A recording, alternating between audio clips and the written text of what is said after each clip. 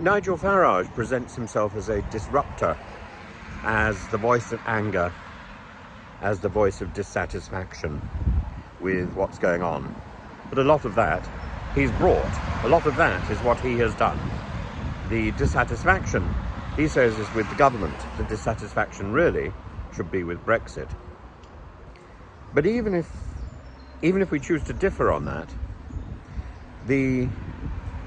how do you confront the Farage factor?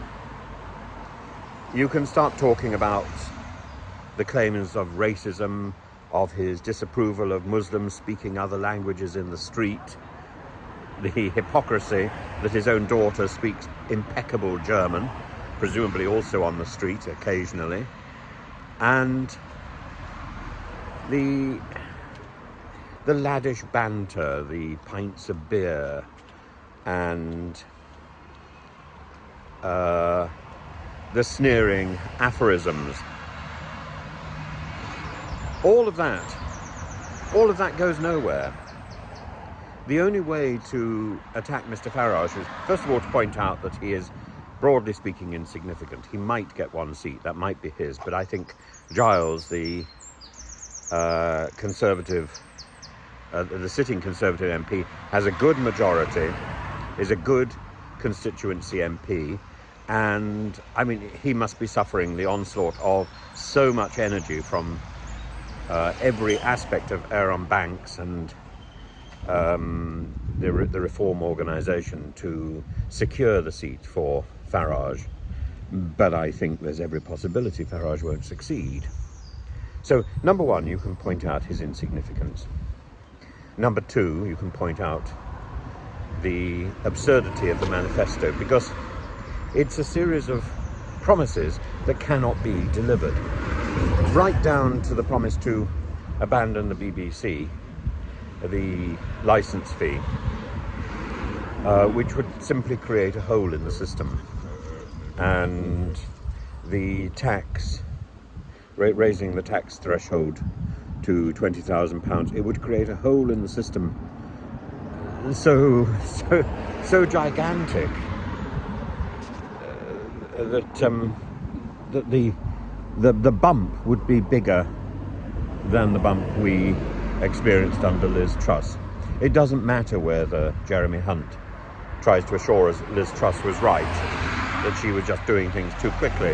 That's what she says, by the way. And it doesn't matter that a lot of the Farage stuff is predicated on Liz Truss's nonsense. Look at it squarely. Liz Truss was wrong, and Farage, who is simply replicating Truss, must therefore also be wrong. And it's not a serious manifesto. He doesn't want to call it a manifesto because it's not serious. And when challenged, he says it's not serious. It's a manifesto for a party that has no intention of being in government. Well, that's not realistic, and that's not honest, is it? That's not an honest manifesto. And it's that dishonesty, it's the dishonesty which lies at the heart of Farage. The dishonesty of somebody who has a very wayward view of real life. He talks about not being uxorious, but, you know, he has a scattered private life. He has a scattered public life.